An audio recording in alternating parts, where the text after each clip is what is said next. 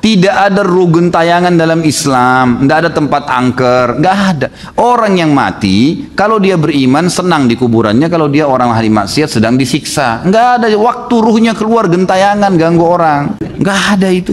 Gimana caranya? Kita sudah punya konsep dasar dalam Islam. Contoh yang lain, orang dibunuh sekeluarga, mau dibeli rumahnya nggak? Nggak mau Ustaz. Kenapa nggak mau? Ya karena ada ruh gentayangan. Saya bilang jelas dalam agama tidak ada ruh gentayangan dalam Islam. Mustahil. Nabi SAW menyebutkan dalam hadis Bukhari, kalau orang beriman, maka ruhnya akan keluar lebih mudah dari air dari mulut kendi, kemudian akan masuk ke dalam kuburan dan akan menikmati kuburnya taman dari taman surga. Kalau orang fasik, orang muslim banyak dosanya, dan orang kafir akan masuk ke dalam neraka, akan masuk ke kuburan dan akan menjadi lubang dari lubang neraka sampai hari kiamat. Enggak ada waktu untuk mengganggu orang. Jadi enggak ada ruh gentayangan, enggak ada tempat angker, enggak ada. Orang tabrakan di situ sudah selesai tabrakan, matang ajalnya mati. Masalah kalau Anda mengatakan banyak tempat angker, berarti orang-orang yang tinggal di kuburan tuh angker tuh. Tapi tinggal jaga kuburan, tiap hari makan, minum. Saya pernah masuk kuburan Jeruk Purut yang di Kemang itu, di tengah-tengah kuburan ada orang tinggal banyak. Sama anak cucunya tinggal di situ, nggak ada masalah. Jadi pemahamannya harus diperbaikin nih.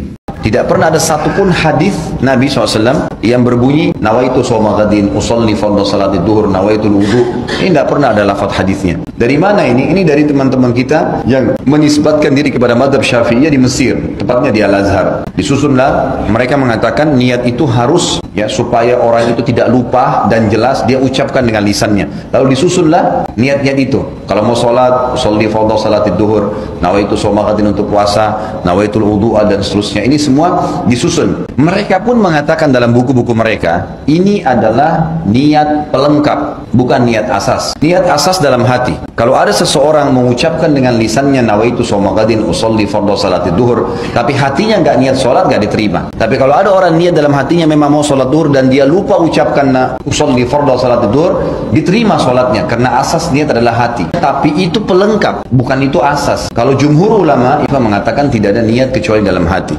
Kalau jumhur ulama, Imam Ahmad, Imam Malik, Imam Abu Hanifah mengatakan tidak ada niat kecuali dalam hati. Seperti contoh, Bapak Ibu tadi mau sholat Isya, begitu iqamah kita berdiri di shaf. Bukankah dalam hati kita sudah niat mau sholat Isya? Kan tidak mungkin sholat maghrib, nggak mungkin sholat subuh, nggak mungkin. Sama pada saat kita berdiri di shaf belakang jadi makmum, ada imam, kita di belakang. Bukankah sesuatu niat jadi makmum? Bukankah tadi imam kita pada saat maju di tempat imamnya dia sudah niat mau jadi imam dalam hatinya? Itulah niat sholat. Dia tidak perlu mengatakan makmuman, imaman. Ya, sudah jelas jadi makmum dia. Sudah jelas-jelas dia begini. Dia mau sholat duha. Dia berdiri mau sholat duha. Tidak mungkin dia niat sholat duhur. Itulah niatnya. Dan ini yang dikatakan oleh para jumhur ulama, bahwasanya niat tidak perlu dengan lafaz karena belum pernah ada dinukil dari Nabi SAW seperti itu.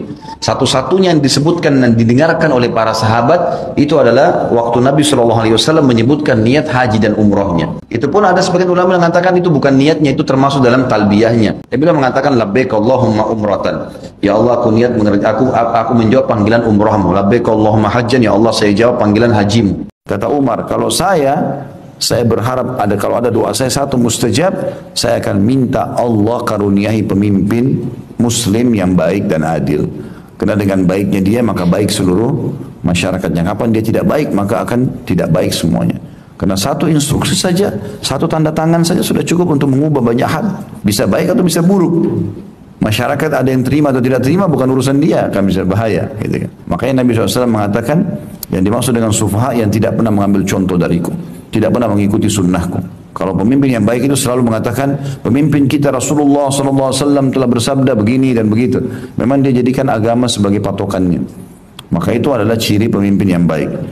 Kata Nabi SAW, siapa yang terbiasa dengan satu perbuatan, maka Allah akan menutup hidupnya dengan perbuatan tersebut. Kita bisa lihat seminggu sebelum orang ini meninggal, apa yang dia lakukan. Biasanya kalau dia terbiasa sholat di masjid, majelis ilmu, dakwah, apalah, maka itu perbuatan yang terakhir yang dia lakukan sebelum dia wafat. Allah tutup dengan itu. Dan kalau dia terbiasa dengan keburukan, mabuk-mabukan, berzina, naudzubillah, apalah, maka Allah buat juga itu hidupnya ditutup dengan perbuatan-perbuatan ini. Allah itu sangat sayang dengan kita, teman-teman. Jangan bersangka buruk dengan Allah. Antum kalau sampaikan hajat apapun Allah dengar. Allah itu lebih dekat daripada urat leher kita sendiri. Itu dalam firman Allah berfirman seperti itu. Dan para sahabat saking fahamnya poin ini, sampai-sampai kalau sendal mereka putus, dalam banyak riwayat mereka angkat tangan ke langit sambil mengatakan, ya Allah, sendal saya putus, gantikanlah. Sendal minta sama Allah. Kita kadang-kadang berpikir nanti kalau penyakit kronis baru minta sama Allah. Tidak teman-teman sekalian. Kita kalau mau pakai baju ada doanya, lepas baju ada doanya, mau tidur ada doanya, hal kecil pun minta kepada Allah.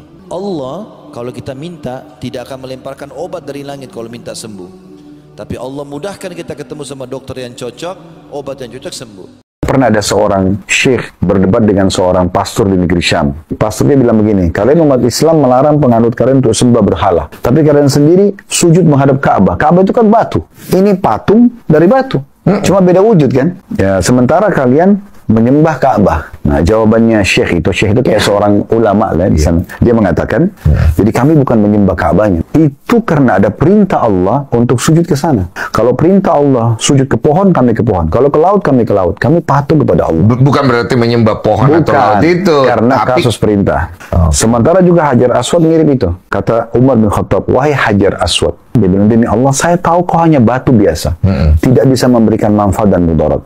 Kalau bukan saya melihat Rasulullah SAW, maksudnya Nabi Muhammad menciummu, saya tidak akan menciummu. Artinya kasusnya cium itu karena perintah. Ada contoh dari Nabi, bukan karena batunya.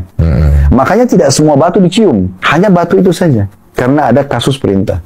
Yang paling berat hukuman Allah kalau orang berbuat dosa, dengarkan yang dijelaskan oleh Hasan Basri rahimahullah. Beliau pernah ditanya oleh seseorang berkata begini, wahai imam, Anda selalu bahas tentang dosa dan efeknya. Saya ini bertahun-tahun berbuat dosa, tapi saya tidak pernah rasa hukuman Allah. Orang ini berkata begitu. Kata Hasan Basri, sungguh salah penilaianmu itu. Hukuman Allah sudah sangat besar pada dirimu, cuma kau tidak sadari. Orang itu penasaran. Dia katakan, apa hukuman Allah? Saya tidak rasakan. Karena gambaran dia hukuman itu adalah siksaan fisik. Apa kata Hasan Basri rahimahullah? Saya ingin tanya, bukankah selama ini kau bermaksiat, lisanmu tidak pernah berzikir kepada Allah? Orang itu bilang iya. Bukankah tidak pernah kau mengucapkan doa? Iya. Bukankah tidak pernah kau membaca Al-Quran? Benar. Bukankah kau selama ini terharamkan untuk menjawab azan sholat di masjid? Dia bilang iya. Bukankah selama ini kau tertidur tidak pernah sholat malam? Dia bilang iya. Bukankah selama ini kau jadi tidak pernah silaturahim dengan keluargamu? Kau tidak pernah hadiri majelis ilmu? Kau tidak pernah termotivasi bersedekah? Dia mengatakan iya. Kata Hasan Basri, itulah hukuman yang paling berat dari dosamu.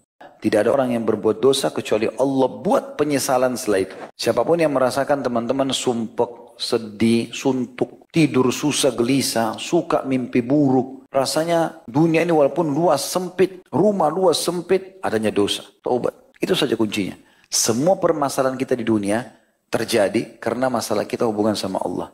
Antum perbaiki hubungan sama Allah ini baik sendiri semua. Kita pernah pasti buat salah, tapi kita coba perbaiki. Intinya teman-teman kita sadar itu kesalahan lalu kita kembali kepada Allah.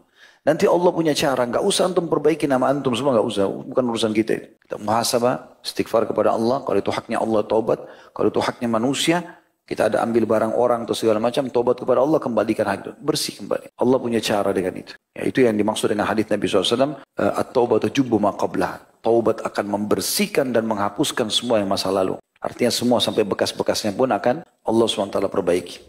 Ternyata daging yang dikonsumsi oleh manusia teman-teman sekalian itu bisa mentransfer sifat atau karakter dari hewan yang dimakan dagingnya. Dan ini salah satu hikmah kenapa kita tidak boleh makan hewan buas. Karena bisa mentransfer sifat buas itu. Itu penelitian ilmiah tuh. Kata syekhnya, panitia tolong datangkan babi 3 ekor, ayam 3 ekor. 2 jantan 1 betina, 2 jantan 1 betina. Naikkan babi dulu. Ternyata babi teman-teman sekalian punya satu sifat buruk. Jadi kalau jantan sama jantan ingin menggauli betina, babi jantan sama jantan saling merangsang dulu. Yang terangsang lebih dulu itu datang menggauli betina, kemudian dia kembali rangsang temannya yang jantan untuk menggauli betina yang sama. Jadi subhanallah, orang biasa makan babi nih, dia sudah hilang rasa girah, kecemburuannya sudah nggak ada. Mau gonta-ganti pasangan, mau istrinya sama istri temannya gonta-ganti itu udah biasa. Ini makin banyak dimakan maka makin tidak ada sama sekali kecemburuannya. Sama dengan itu, bahkan dia merangsang temannya untuk gauli betina dia. Pas dia mau meninggal, murid-muridnya dekat sama dia, lalu dia bilang dalam bahasa syair, karena dia ahli syair, dia bilang gini, bahasa Arabnya kurang lebih, jitu wala adri min aina jitu. Dia bilang saya lahir di muka bumi ini, dia bilang sama murid-muridnya, tapi saya terus bertanya-tanya dari mana asal saya. Kalau dari ibu saya dari siapa? Ibunya dari siapa? Ibunya lagi. Mana awalnya nih? Dia sendiri nggak tahu, gitu kan? Lalu kemudian dia bilang kalimat yang keduanya, dan ini yang paling disoroti oleh para ulama akidah. Dia bilang, lalu saya waktu lahir di muka bumi ini saya dapat sebuah sistem. Saya mau atau saya tidak mau harus saya laluin. Misal pergantian siang malam, gitu kan? Fungsi-fungsi anggota tubuh, mata melihat, telinga mendengar, hidung menghirup, lidah mengecap, bibir mengucap, tangan menjamah, kaki melangkah. Semua ada fungsinya dan tidak bisa diganti. Anak manusia dari bayi, lahir dari rahim seorang ibu, bayi, anak-anak, remaja, tua, mati, sekuat apapun dia. Semua ini dia bilang, sistem yang luar biasa, saya mau atau tidak mau harus saya lalui. Si muslimah marbot masjid ini yang umurnya masih sangat muda, tersenyum lalu berkata, wahai saudariku, kenapa kau begitu yakin dengan vonis dokter? Bukankah ada orang yang sehat juga mati? Bukankah juga ada orang yang sakit mati? Tapi dalam agama kita dianjurkan ikhtiar.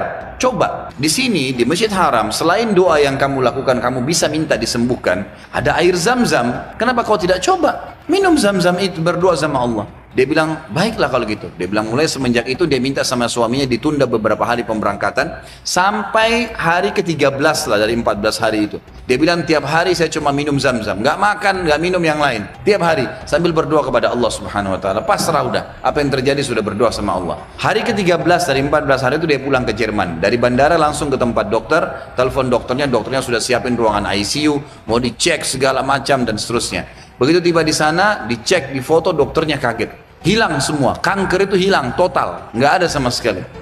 Orang-orang Muslim yang mengatakan bahwasanya boleh saja mengucapkan selamat Natal, saya berani sumpah ikhwah, orang ini tidak punya ilmu agama dan imannya masih sangat tipis. Nggak bisa saudaraku mengucapkan selamat Natal kepada orang Nasrani sama mengatakan selamat Allah punya anak. Bagaimana bisa Anda berani mengatakan Allah punya anak? Itu kalimat yang sangat berat. Tidak boleh. Allah Subhanahu Wa Taala itu la syarikalah, tidak ada sekutu baginya. Lam yalid wa lam yulad, tidak beranak dan tidak diperanakkan. Dan Allah Subhanahu Wa Taala telah mengkafirkan orang-orang Nasrani dalam surah Al-Maidah.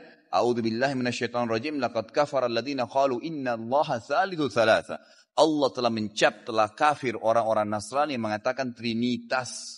Nggak boleh.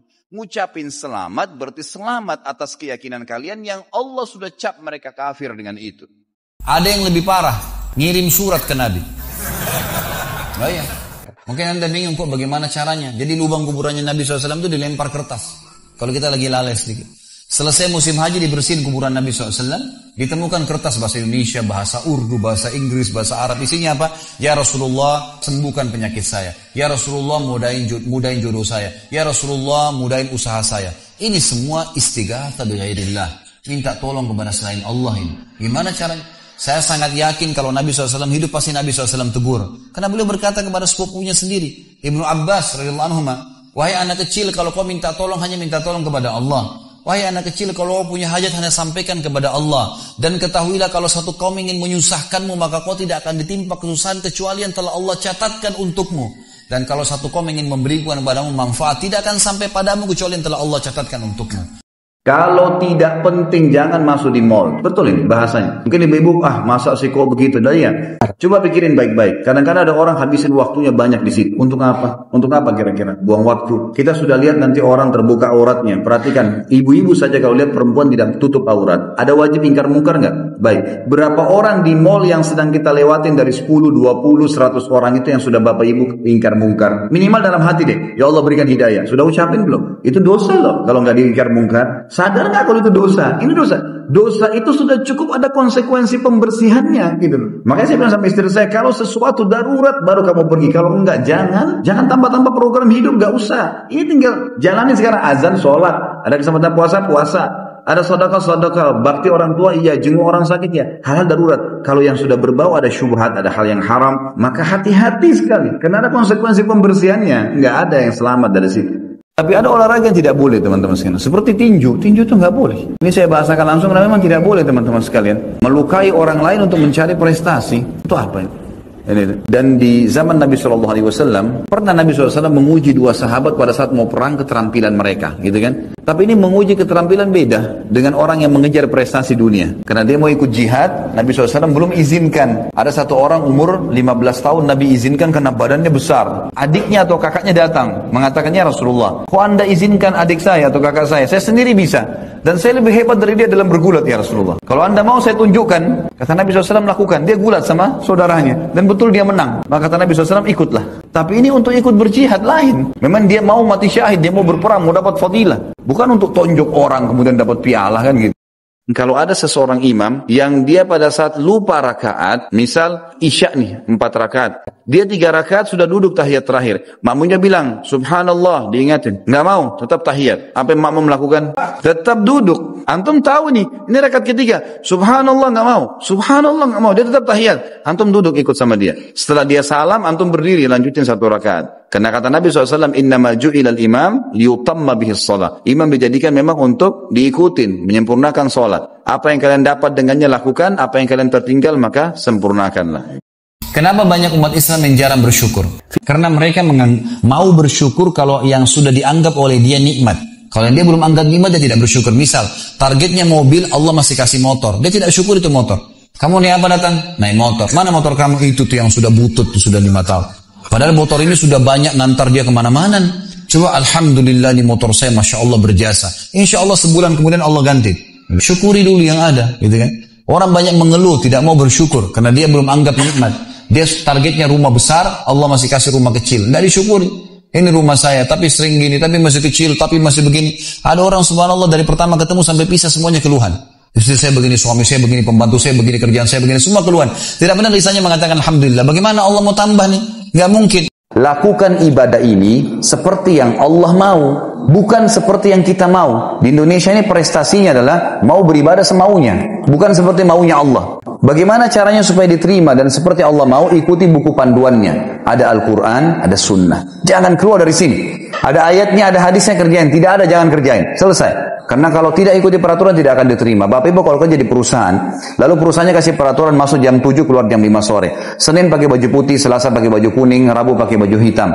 Ada pegawai datang, baju Rabu dipakai untuk hari Senin. Datang jam 8 keluar jam 2 siang. Dikeluarin dari perusahaan, tidak ikuti peraturan. Walaupun bajunya rapi, nggak bisa, itu baju hari Rabu. Kenapa kamu pakai hari Senin? Bisa. Orang bertamu ke rumah, kemudian dikasih peraturan ini ya pintu masuk ini begini ya ini, tapi dia pakai yang lain, fasilitas yang tidak dikasih. Maka tentu saja dia akan diusir dari rumah tersebut. Begitulah kita hidup di bumi ini, kita seperti tamunya Allah Subhanahu wa taala. Waktu sudah mulai tenggelam, baru dia bilang, amantu billadzi amana bihi banu Israil. Saya beriman kepada apa yang diimani oleh Bani Israel. Kata para ulama, dia nggak bisa lagi ucapin Allah karena sudah bangkangnya. Saya mau beriman, gitu kan? Kata Allah, al-ana, sekarang, waqad kunta minal mufsidin, sebelumnya kau menjadi perusak di muka bumi, gitu kan? Gimana caranya? Hari ini kami akan selamatkan badanmu sebagai tanda-tanda kebesaran untuk orang-orang yang datang setelahmu. Sampai sekarang di museum di Kairo bisa dilihat muminya Fir'aun, masih ada. Jelas ada fisiknya. Inilah orang yang membangkang kepada Allah. Seperti itu. Orang-orang yang sombong akan dikumpulkan pada hari kiamat seperti butiran-butiran pasir dalam rupa manusia. Jadi orang-orang sombong nanti kecil sekali. Mereka dibangkitkan seperti butir-butiran pasir. Mereka diliputi kehinaan dari segala tempat. Maksudnya diinjak-injakin oleh orang, bisa setiap saat diinjak. Orang nggak lihat karena kecilnya. Ini khusus untuk orang-orang yang sombong. Mereka digiring ke sebuah penjara di Jahannam yang bernama Bulis, yang mereka diliputi api yang sangat panas. Di penjara itu, di tempat itu diliputi dengan api yang sangat panas, serta mereka diberi minum dari cairan ahli neraka, nanah dan darahnya penghuni neraka. Itu minuman mereka. Keadaan dan momen terkabulkan doa malam Lailatul Qadar di penghujung malam antara azan dan iqamah, saat mendengarkan panggilan untuk sholat wajib, saat hujan turun dan di bawah siraman air hujan, saat perang di jalan Allah berkecamuk, satu waktu dari hari Jumat ketika minum air zam-zam dengan niat yang baik, di saat sujud, ketika terbangun di malam hari dan berdoa dengan doa yang diajarkan Rasulullah SAW, berdoa dengan doanya Zannun atau Nabi Yunus alaihissalam, berdoa saat ditimpa bencana, mendoakan orang setelah ucapan salawat kepada Nabi SAW pada tasyahud akhir, doa seorang muslim setelah berwudu dengan doa yang ma'thur atau doa yang diperintahkan, berdoa di hari Arafah, di padang Arafah bagi yang melaksanakan ibadah haji, ketika mendengar ayam berkokok, ketika menghadap kepada Allah dengan pasrah dan keikhlasan yang murni, doa di hari ke-10 dari bulan Zulhijjah.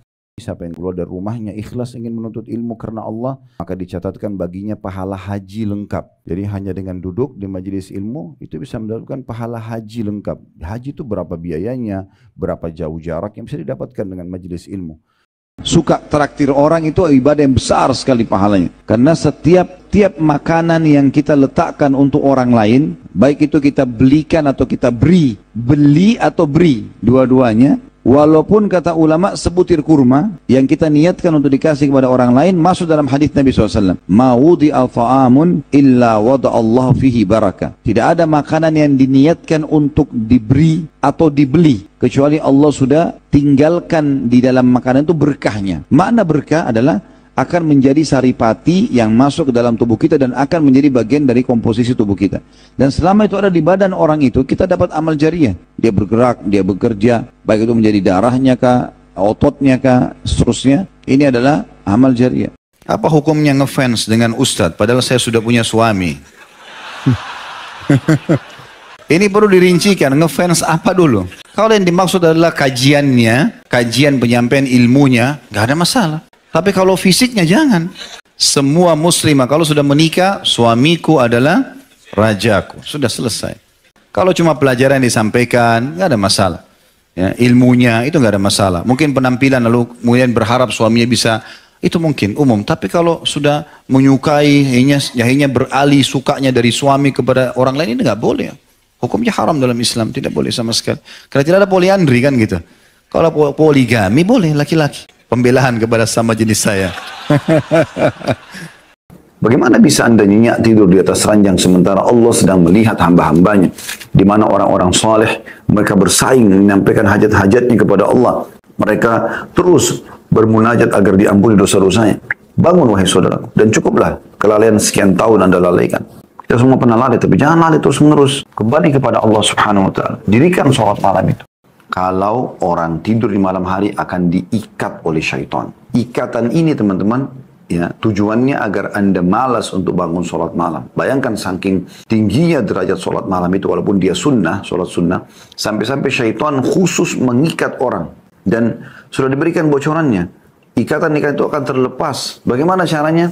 Perhatikan, paksakan diri. Di sini dikatakan seorang laki-laki dari umatku bangun malam mendorong dirinya. Kemudian untuk melepas semua ikatan-ikatan syaitan, dia wudhu. Cuci tangan, lepas ikatan. Ya. Cuci wajah, lepas ikatan. Cuci kepala, lepas ikatan. Cuci kaki, lepas ikatan. Kemudian kalau dia sholat, lepas ikatan seluruhnya. Dalam hadis yang lain yang pernah kita pelajari, maka kata Nabi SAW, engkau akan temukan orang ini paling bahagia pada hari tersebut. Dia paling bahagia, dia paling tenang. Hanya karena terlepas ikatan-ikatan syaitan itu. Dulu saya suka nyanyi goyang dumang yang ditampilkan oleh artis Cita-Cita atau apa ini. Sehingga kadang saya pengen menghadiri konsernya, hampir-hampir saja saya menjadi fans Cita-Cita tadi itu ya. Tapi saya kembali menyadari kalau apa yang ingin saya lakukan adalah perbuatan yang tidak terpuji. Kemudian saya mulai punya inisiatif yang menurut saya positif, yaitu daripada saya mendengarkan lagu dan goyangan tadi Cita-Cita itu, lebih baik saya meminta istri saya bernyanyi dan bergoyang. Ya. Seperti Cita-Cita tadi. Untuk saya tanpa dibarengan musik, karena kebetulan istri saya dahulu pandai bernyanyi dan bergoyang. Apakah inisiatif saya ini diperbolehkan dalam ajaran Islam? Boleh sekali, nggak masalah. Jadi hukumnya boleh suami dinyanyikan oleh istrinya, boleh. Dengan kata-kata cinta, lantunan syair itu boleh, nggak ada masalah. Bahkan dikatakan wanita ahli surga, wanita yang bisa membangkitkan syahwat suaminya. Dalam arti kata memang dia diberikan kesempatan seluas-luasnya kalau sama suaminya, boleh saja, gitu kan? Selama tidak ada hal-hal yang haram. Masa lalu saya kelam, ahli maksiat, tidak pernah sholat, dan hobi dugem. Saya juga mantan pekerja bank. Ingin saya tanyakan, apakah saya harus taubat nasuha atau taubat biasa saja? Tidak ada taubat biasa, harus nasuha. Bagaimana caranya tobat biasa ini? Apalagi antum Masya Allah tidak sholat, hobi dugem ini segala macam. Nasuha artinya serius, betul meninggalkan, sudah kita jelaskan tadi. Jadi harus tobat nasuha. Jika kita menahan buang angin ketika sholat dan angin tersebut masuk lagi, apakah sholat kita batal? Gitu. Sesuatu yang belum keluar dari tubuh kita masih dianggap bagian dari tubuh. Saya kasih contoh. Kan meminum darah haram ya. Tapi kalau gusi antum berdarah, kemudian ketelan, haram nggak? Kenapa tidak? Nah, sudah pintar. Karena belum keluar dari tubuh. Jadi kalau masih dalam mulut, ini masih dianggap bagian dari tubuh kita. Sama dengan angin tadi. Belum keluar, antum merasa kayak masuk kembali. Nah itu berarti memang belum keluar. Berarti bagian dari tubuh. Hanya saja teman-teman sekalian, ada larangan untuk sholat kalau kebelet, kencing, atau buang air besar. Masuk dalamnya adalah buang angin. Kalau antum merasa nggak enak mau buang air itu, jangan sampai sholat, nggak boleh, ada larangan. Nabi SAW melarang seseorang muslim untuk sholat dengan menahan dua keburukan. Maksudnya buang air besar dan buang air kecil. Allahu a'lam.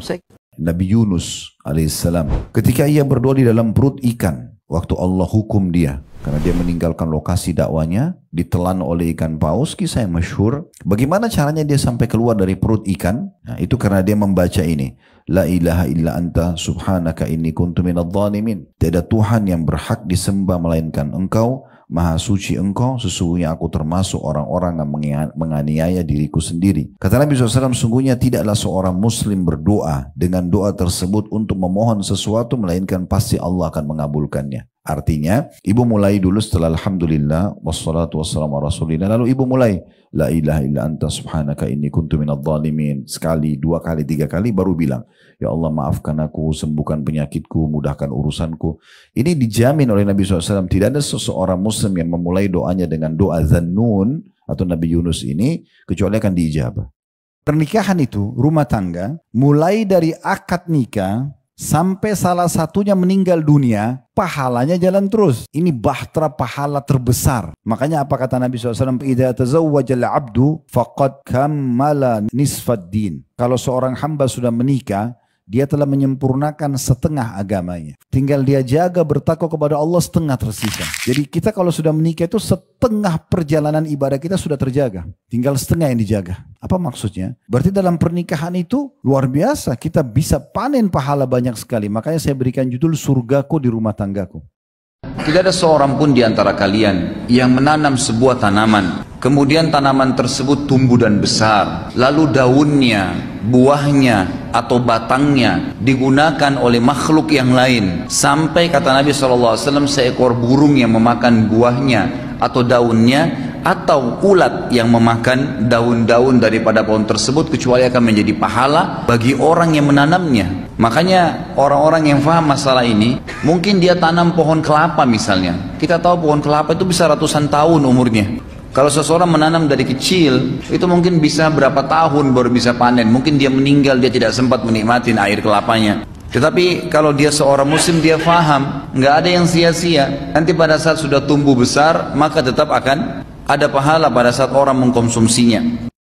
Kalau ada orang sebaliknya, dia sibuk menjelek-jelekkan kampungnya, desanya, kotanya, apalagi negaranya, maka ini perlu diragukan. Siapa orang ini? Karena memang tidak mungkin orang kalau masih sehat akalnya, suci fitrahnya, kemudian dia membenci negaranya sendiri. Itu tidak mungkin. Siapapun yang menyatakan cinta terhadap negaranya dan dia merasa bersyukur kepada Allah atas kemerdekaan yang ada, maka dia pasti akan membuktikannya. Tapi tidak cukup dengan lisan. Banyak orang begitu. Iya, saya warga negara Indonesia. Iya, saya dari kampung atau kota ini. Dia bangga misalnya. Tetapi satu sisi dia jelek-jelekin. Tapi di kampung saya itu, tapi di kota saya itu, tapi di negara saya itu. Ini berarti tanda-tandanya. Berarti dia hanya sekedar mengatakan dengan lisan. Padahal sebenarnya orang harus membuktikan itu dengan perbuatan dan juga pengorbanannya. Gak boleh tajassus, memata-matai orang lain. Allah sudah berikan setiap orang di antara kita bodyguard, tidak digaji. Itu malaikat di pundak kanan dan kiri kita. Untuk apa ambil tugasnya malaikat? Untuk apa cari tahu, memata-matai orang? Tidak penting. Ya, Nabi SAW mengingatkan para suami, mengatakan, kalau kalian sedang datang dari safar, janganlah kalian kejutkan istri kalian. Tiba-tiba datang. Dalam riwayat lain, untuk mengetahui dia selingkuh atau tidak. Dilarang dalam Islam. Tapi informasikan dulu agar sang istri sempat menyisir rambut dan mencukur bulu kemaluannya. Maksudnya disuruh, saya mau datang ya besok malam. Jadi dia siapin rumahnya, dia siapin masakannya, dia siapin dirinya. Begitu dalam Islam. Begitu juga istri. Udah, ibu tawakal ala Allah. Dia kerja, sudah dia kerja. Jangan selalu dihantui dengan perasaan-perasaan su'udzon dan sangka buruk. Dia punya Tuhan yang mengawasi. Zalim adalah melampaui batas terhadap orang lain, masuk ke ranah orang lain, berkenaan dengan darah seperti orang menumpahkan darahnya, apakah dengan memukul, menyakiti fisiknya, atau sampai pada tingkat membunuhnya, atau kehormatannya, sengaja mencari-cari peluang untuk menjatuhkan dan merusak citra seseorang. Itu zalim namanya. Dan yang ketiga, Quran masih mengatakan, bahkan 4 hal didapat di sini ya. Quran masih mengatakan, ya Allah tambahkan lagi, ridho kepadanya. Maka Allah pun ridho kepadanya. Allah pun ridho kepadanya. Dan Allah kalau sudah ridho kepada kita, berarti apapun yang kita inginkan akan diberikan oleh Allah subhanahu wa ta'ala. Al-Quran yang akan menjadi perantara untuk itu. Terus yang keempat, dikatakan akan disuruh baca Al-Quran itu pada saat di surga nanti, dan akan ditambahkan setiap satu ayat satu pahala. Artinya akan menambah tingkat dan derajat dia di surga. Jadi ini keutamaan yang didapatkan luar biasa dari orang yang berbaur atau menyatukan, mengamalkan isi Al-Quran. Intinya itu. Gak boleh tajassus, memata-matai orang lain. Allah sudah berikan setiap orang di antara kita bodyguard, tidak digaji. Itu malaikat di pundak kanan dan kiri kita. Untuk apa ambil tugasnya malaikat? Untuk apa cari tahu, memata-matai orang? Tidak penting. Ya, Nabi SAW mengingatkan para suami, mengatakan, kalau kalian sedang datang dari safar, janganlah kalian kejutkan istri kalian. Tiba-tiba datang. Dalam riwayat lain, untuk mengetahui dia selingkuh atau tidak. Dilarang dalam Islam. Tapi informasikan dulu, agar sang istri sempat menyisir rambut dan mencukur bulu kemaluannya. Maksudnya disuruh, saya mau datang ya besok malam. Jadi dia siapin rumahnya, dia siapin masakannya, dia siapin dirinya. Begitu dalam Islam. Begitu juga istri. Udah, ibu tawakal ala Allah. Dia kerja, sudah dia kerja. Jangan selalu dihantui dengan perasaan-perasaan su'udhan dan sangka buruk. Dia punya Tuhan yang mengawasi. Mencintai negara, tempat kita tinggal, tanah kelahiran kita, baik itu masih terjajah atau sudah merdeka, adalah bagian daripada akal sehat. Memang kalau orang mengikuti akal sehatnya, fitrah alami dalam dirinya, jiwanya masih suci dan juga tulus, maka dia pasti akan peka terhadap nikmat negara dan juga kemerdekaan yang dia miliki. Cinta negara berikut kemerdekaan padanya akan melahirkan loyalitas sepenuhnya dengan merawat, menjaga, mengelola, serta mempertahankannya. Kalau Bapak Ibu melakukan ketaatan-ketaatan kepada Allah, sifat Allah Ar-Rahmanur Rahim, Ghafurur Rahim, Afu, Tawwab, ini berlaku pada Bapak Ibu sekalian. Karena kita sedang melakukan ketaatan. Kita pantas mendapatkan kasih sayang Allah, pengampunan Allah. Tapi kalau orang terus melakukan ugal-ugalan, pelanggaran, kemaksiatan, lalu berpegang pada Rahmanur Rahim, ini keliru. Bukan pada tempatnya. Kenapa kamu tidak tobat dari zina kamu? Ya Allah kan maha pengasih. Ini keliru. Di saat itu, dia harus berpegang pada sifat Allah yang lainnya. Itu syadidul iqab. Allah berat hukumannya. Hati-hati teman-teman sekalian. Allah itu kalau sudah memberi rezeki pada seseorang, innallaha yarzuqu man yasha' bighairi hisab. Allah memberikan rezeki tanpa hisab. Kita minta satu anak, mungkin Allah tidak kasih satu anak, Allah kasih sekian. Mungkin dikasih kesehatan, dikasih kebahagiaan, dikasih harta. Banyak Allah kasih. Satu kita minta, Allah kasih banyak. Kedudukan hari Kamis sendiri. Karena Nabi SAW disebutkan dalam riwayat ini keluar untuk perang di masa itu yang merupakan jihad dan ibadah mulia, itu di hari Kamis. Dan disebutkan penutupan hadisnya, wa kana yuhibbu an yakhruja yaumul khamis. Dan Nabi SAW sangat gemar kalau keluar, itu kalau ada pilihan hari, beliau milih hari Kamis. Ini yang dimaksudkan dengan keutamaan untuk melakukan perjalanan di hari Kamis. Apa saja perjalanan itu selama bukan maksiat kepada Allah. Seperti misalnya Anda safar, silaturahim keluarga, berbisnis, menuntut ilmu, ya, kemudian berjihad dan yang lainnya, Anda pilih hari Kamis. Dalam riwayat tadi yang kedua, masih di nomor yang sama, 963 urutan hadisnya, dikatakan bahwasanya Rasulullah SAW jarang sekali keluar kecuali pada hari Kamis. Berarti beliau pernah keluar hari lain, tetapi yang paling sering adalah hari Kamis kalau ingin melakukan aktivitas safarnya.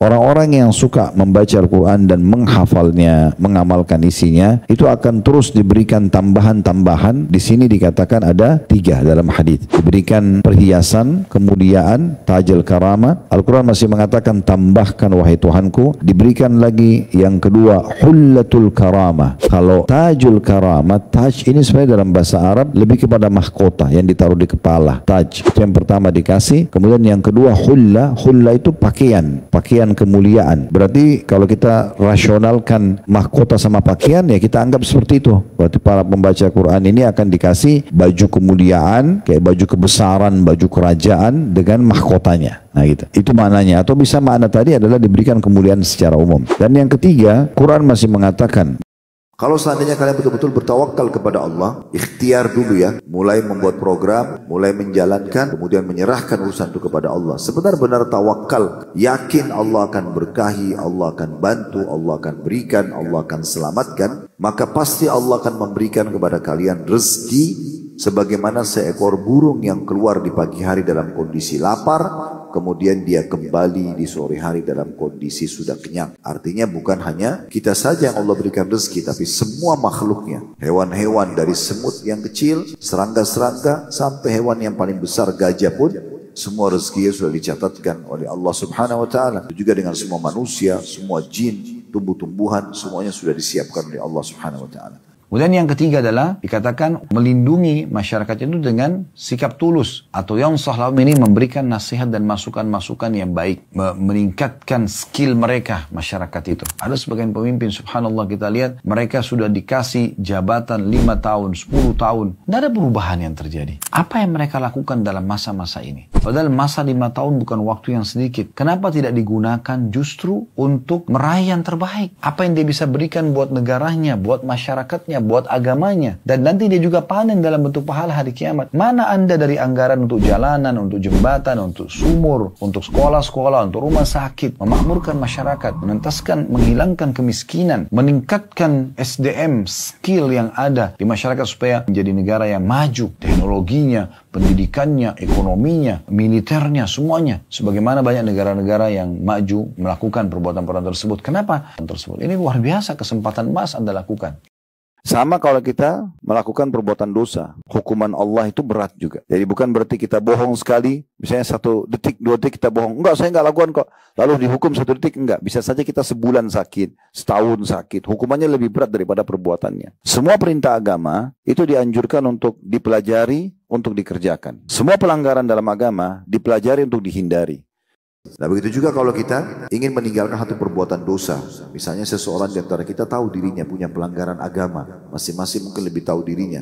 Tapi kalau kita ingin meninggalkannya, apalagi godaannya lagi gejolak, maka kita mencari tahu ancaman Allah di situ. Semoga Allah maafkan kalau kita punya kesalahan-kesalahan di masa lalu. Tetapi kalau ada godaannya, maka cara terbaik untuk menjauhi pelanggaran tersebut, kita mengetahui apa yang akan kita dapatkan sebagai ancamannya. Janji positif dalam amal dan ancaman dalam setiap perbuatan dosa. Dinukil di situ bahwasanya Abu Hanifah rahimahullah berkata, nyanyian itu adalah haram dalam semua agama. Dan At-Tabari berkata, Abu Hanifah membenci nyanyian dan menghukum perbuatan mendengar nyanyian adalah dosa. Imam Malik juga dinukil, Ishaq bin Isa At-Tabbah berkata, aku bertanya kepada Malik ibn Anas mengenai nyanyian yang dilakukan oleh sebagian penduduk Madinah. Jadi kebetulan Imam Malik tinggal di Madinah. Ada sebagian orang Madinah dengarkan musik. Maka ditanya hukumnya kepada beliau. Beliau mengatakan tidak ada yang melakukan hal itu, maksudnya menyanyi, di negeri kami ini, di Madinah, kecuali orang-orang yang fasik. At-Tabari berkata, adapun Imam Malik, maka beliau telah melarang dari menyanyi dan mendengarkan nyanyian. Dan ini adalah madhab semua penduduk Madinah. Imam Syafi'i rahimahullah berkata, aku mendapati di Irak sesuatu yang diberi nama dengan takbir. Takbir itu seperti alat untuk digunakan musik ya. Yang dimunculkan oleh orang-orang zindik. Zindik itu orang yang jauh dari agama. Guna menghalangi orang-orang dari membaca Al-Quran. Kalau manusia sudah mulai sibuk mengumpulkan dan menimbun-nimbun emas dan perak, faknizu haula'il kalimat. Kalian justru harus menimbun dan memperbanyak kata-kata dan kalimat ini dalam doa kalian. Allahumma inni as'aluka tsabata fil amr. Ya Allah, aku minta kekokohan dan istiqomah dalam perkara kebenaran ini. Itu yang Nabi SAW ajarkan. Ya, sebagaimana di sini ditanyakan oleh Allah, mereka lagi apa? Mereka lagi mengingatmu ya Allah. Apakah mereka pernah melihatku? Belum.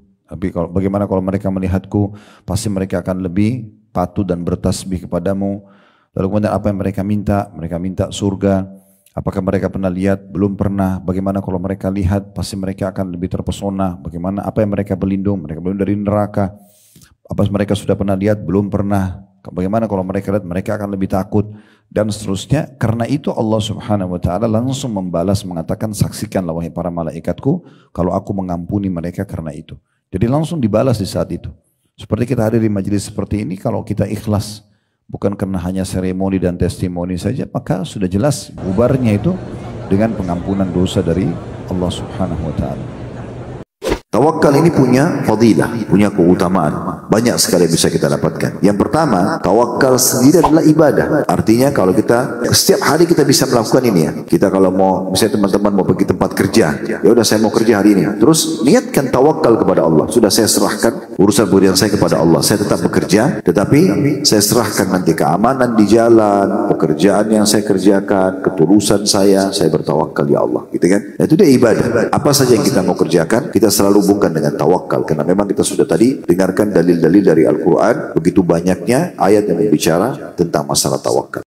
Negara seseorang itu yang harusnya dia jaga, dia rawat nama baiknya, karena kalau dia jaga nama baik negaranya atau tempat dia mencari rezeki, dia juga pasti akan menjaga nama baik dia sendiri, otomatis itu. Kalau dia jelekin tempat dia lahir, tempat dia rezeki, berarti dia jelekin dirinya sendiri, itu otomatis. Syekh Abdullah bin Abdul Aziz Al-Uqaili berkata, mencintai negeri itu bagian dari hal yang dibolehkan bahkan dianjurkan, karena di dalamnya negeri itu kalau dirawat, dijaga, bisa berbuat banyak untuk penduduk negeri tersebut yang akan mendatangkan pahala buat dia. Semua itu bisa didapatkan dari sebuah negara yang kondisinya merdeka. Sekarang kita di Indonesia ini leluasa sekali. Kita keluar sholat di masjid, kita bisa leluasa sholat, mengerjakan pekerjaan wajib dalam agama. Banyak sekali yang kita bisa lakukan. Kenapa? Karena negara kita aman. Ini tidak semua bisa terjadi di negara-negara yang tidak aman tentunya. Hadis ini riwayat Bukhari Muslim. Terjemahannya, tidak ada seorang hamba yang diberi amanah memimpin rakyat oleh Allah. Kemudian dia mati pada hari dia mati dalam keadaan berbuat curang terhadap rakyatnya, melainkan Allah mengharamkannya masuk surga.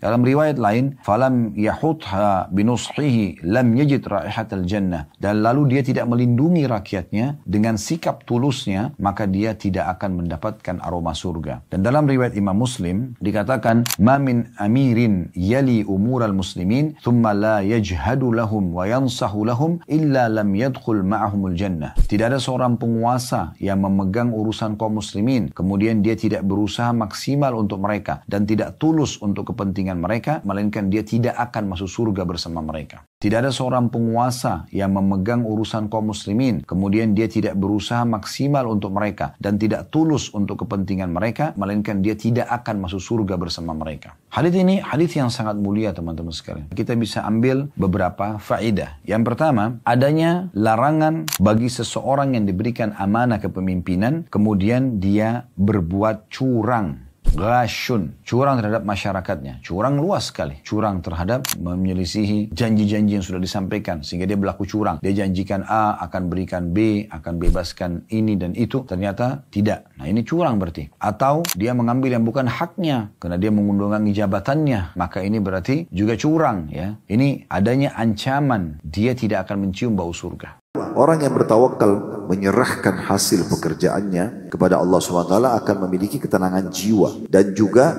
dia yakin kalau Tuhannya selalu bersamanya. Allah berfirman, wa may yatawakkal 'ala Allah fahuwa hasbuh. Dan siapa yang bertawakal kepada Allah, Allah akan jadi pencukup baginya. Pelindungnya, pencukup, memenuhi kebutuhan, penyelamat bagi dia dan seterusnya. Yang ketiga, sebab rezeki dan pencukupan terhadap kebutuhan. Semua orang yang bertawakal dipastikan akan diberikan kebutuhannya. Sebagaimana dijelaskan tadi dalam surah At-Talaq, siapa yang bertawakal kepada Allah maka Allah jadi pencukup baginya. Salah satu maknanya Allah akan memenuhi kebutuhannya. Seorang dokter Katolik dari Eropa masuk Islam gara-gara dia mengetahui kemanfaat orang puasa. Maka dia mengatakan orang yang paling sehat adalah orang-orang Islam, karena mereka punya terapi puasa seminggu 2 kali, Senin dan Kamis. Mereka punya terapi puasa sebulan 3 hari, Ayyamul Bid. Mereka punya terapi setahun sekali dengan puasa Ramadan. Karena usus kita istirahat. Ini kalau badan kita mesin udah rusak nih. Masuk dingin, masuk panas, masuk pedas. Wah, luar biasa. Allah suruh istirahatin supaya bisa dipakai lagi. Dan usus kita kalau lagi tidak masuk makanan, maka dia akan mengelola sisa-sisa makanan yang melengket di dinding-dindingnya. Apalagi kita tidak boleh makan dan minum hanya dari subuh sampai azan maghrib. Di depan matanya Fir'aun lihat, ini sudah depan mata ini, sudah kelihatan, tinggal diserang saja Musa AS. Jadi kelihatan tuh angkat tongkatnya Musa, lalu Musa memukulkan di pinggir Laut Merah. Berdiri air laut tersebut, Laut Merah seperti dinding yang besar. Gitu kan, berdiri air laut di depan mata kita, ini bagaimana? Luar biasa nih, berdiri air laut dan terbagi menjadi 12 bagian. Jadi setiap suku Bani Israel lewat di satu gang supaya bisa selamat. Fir'aun tuh lihat itu, Maka dia mengatakan, kejar cepat sebelum Musa selamat ke pinggir. Masih dikejar sama dia. Dia masuk ke di antara air itu, lorong-lorong air itu. Sudah luar biasa dikuasai sama syaitan gitu kan. Akhirnya Allah selamatkan Musa dengan pengikutnya, lalu tenggelamkanlah Fir'aun dengan pasukannya. Semuanya tenggelam. Nah teman-teman, supaya kita semangat untuk mengerjakan satu perintah agama, maka kita disarankan agar selalu mencari tahu tentang keutamaan amal itu. Jadi kata kuncinya, kalau kita ingin rajin beribadah, mengerjakan ibadah apapun, mau wajib ataupun sunnah, maka saran para ulama adalah mencari tahu janji Allah di situ. Bahasa ceramahnya fadilahnya. Tidak akan pernah ada satu perintah amal kebaikan dalam Islam kecuali pasti ada keutamaannya. Ada yang Anda dapatkan, dan kita punya hak dalam syariat kata ulama untuk menanyakan. Kalau saya sholat diberikan apa, kalau saya puasa diberikan apa, kalau saya sedekah diberikan apa. Karena memang semua dijanjikan seperti itu. Semuanya pasti ada janjinya. Makanya kita temukan buku-buku ulama-ulama hadis menyebutkan tentang fadilah. Karena itu memang keutamaan. Artinya kita akan dapat. Ini nanti akan membuat kita bisa konsisten dalam mengerjakan atau istiqomah. Karena kita tahu kita akan dapat apa di situ. Apa boleh sholat di rakaat ketiga dan keempat setelah Al-Fatihah? Boleh membaca surah lain? Setahu saya tidak ada lagi anjuran. Nabi SAW di dalam hadis Bukhari dikatakan, sholat membaca surah hanya di rakaat 1 dan 2. Rakaat ketiga dan 4 hanya membaca Al-Fatihah. Apakah ain itu? Ain penyakit mata. Ain artinya mata. Kata Nabi SAW, innal aini lal haq. Mata itu, penyakit mata itu benar ada. Penyakit mata dalam agama kita termasuk membutuhkan ruqyah, pengobatan dengan ruqyah. Disebabkan karena hasud. Jadi orang kalau membiasakan hatinya, na'udzubillah, dengan iri, dengan dengki, itu bisa berpengaruh kepada pandangan matanya. Ciri-cirinya, ya kalau ini ada pada antum harus bertobat kepada Allah. Ya, bertobat agar Allah hilangkan. Setiap kali lihat ada orang punya kelebihan, pasti dia dengki. Walaupun lisannya tidak mengucapkan itu. Ada orang pakai mobil lebih bagus, kenapa ya? Iri. Ada orang lebih baik kerja, ada orang lebih memiliki kelebihan fisik. Ini semua bahaya. Bisa menyebabkan penyakit ain. Makanya kata Nabi SAW, kata kuncinya, jangan lihat kepada orang yang di atas kalian, tapi lihatlah orang yang di bawah kalian, karena itu akan memudahkan kalian mensyukuri nikmat Allah. Karena sudah disyukurin, maka akan ditambah oleh Allah SWT. Dan ingat, Allah dengan kemahaadilannya sudah menentukan rezeki masing-masing. Jangan pernah cemburu dengan orang lain. Tidak perlu cemburu dengan orang lain. Sudah begitu Allah aturkan, gitu kan? Kata Allah SWT, am yahsudun an-nasa ala ma atahumullah min fadli. Apakah mereka menghasuti orang-orang yang telah Allah berikan karunia dari sisinya? Untuk apa? Gitu kan? Tidak perlu. Allah SWT yang menciptakan sesuai dengan jenjangnya masing-masing. Apa yang dilakukan dengan ari-ari tali pusar bayi ketika lahir? Apakah harus dikubur, bungkus, buang di sampah? Tidak ada masalah. Jangan bawa khurafat-khurafat yang tidak perlu ya. Jadi nggak ada masalah. Dibungkus taruh di sampah. Mau dikubur juga silahkan, tidak masalah. Gitu kan? Ada khurafat di Indonesia. Maksudnya khurafat ini kebohongan ya. Nanti kalau dimakan sama kucing, akhirnya anak kita jadi sakit. Nanti jadi begini, nanti jadi begitu. Kalau dibuang di lautan, dimakan ikan ganas, nanti anak kita jadi nakal. Ini khurafat semua, nggak ada. Itu cuma sekedar ari-ari ya. Sisa daripada yang digunakan pada saat dia masih di rahim ibunya. Ketika kita sedang sholat di depan kita ada anak kecil yang sedang bercanda. Bolehkah kita menegurnya? Menegur seperti apa nih anak kecil lagi sholat? Kalau yang saya tahu dibiarkan, karena Nabi SAW membiarkan Hasan dan Husain bermain di punggung beliau. Sampai para sahabat waktu Hasan dan Husain sedang bermain di punggung Nabi SAW, dan lama sekali sujudnya, sampai para sahabat mengatakan kami mengira terjadi sesuatu pada Nabi SAW. Maksudnya beliau meninggal. Ternyata setelah salam baru kami sadar, dan kami lihat ternyata di punggungnya ada Hasan dan Husain. Malah beliau biarkan SAW, jadi nggak usah ditegur. Kalau sedang sholat ya, kalau baru mau sholat, itu boleh diingatkan. Malah lebih baik kalau diamankan, kecuali kalau tidak ada tempat lain. Bolehkah meminum sperma pasangan kita? Tolong diuraikan Ustaz. Apa yang mau diuraikan? Sperma dalam agama Islam tidak dihitung najis. Aisyah radhiyallahu anha pernah mengerok sisa sperma di celana Nabi, di sarung Nabi SAW, dikerok ya, tidak dicuci, dikerok saja yang kering dikeluarkan, lalu Nabi SAW gunakan kain tersebut untuk sholat. Dari hadis ini, ulama fikih sepakat mengatakan sperma itu tidak najis. Ya, tentu dianjurkan agar tidak sampai menelan, tapi kalau itu pun terjadi, sebagian ulama fikih mengatakan karena dia tidak najis, maka tidak ada masalah. Boleh nggak sesudah membaca Al-Quran membaca Sadaqallahul Azim? Tidak pernah ada sunnahnya. Kalau hanya bolehkah atau tidak boleh, ini ulama lebih cenderung mengatakan lebih baik jangan. Lebih baik jangan. Karena Sadaqallahul Azim tidak pernah ada riwayat dari Nabi SAW. Artinya Allah Maha benar. Tanpa diucapkan pun Allah pasti benar. Tidak usah diucapin juga tetap Allah Maha benar. Dalam Islam ada karma nggak? Kalau ada apa itu dan bagaimana menghindarinya? Sudah saya bilang sebenarnya bisa kita, kalau saya pribadi mengatakan tanda kutipnya itu ada. Ya, adahnya ini sesuai dengan sabda Nabi SAW, al-jaza min jinsil amal, balasan sesuai dengan kadar perbuatan seseorang. Sebagian ulama mengatakan ini sama dengan karma gitu kan. Jadi itu boleh saja terjadi. Misal kita pernah berbohong, kita taubat, satu waktu pembersihan juga mungkin kita akan dibohongin. Itu sesuatu yang wajar saja gitu kan.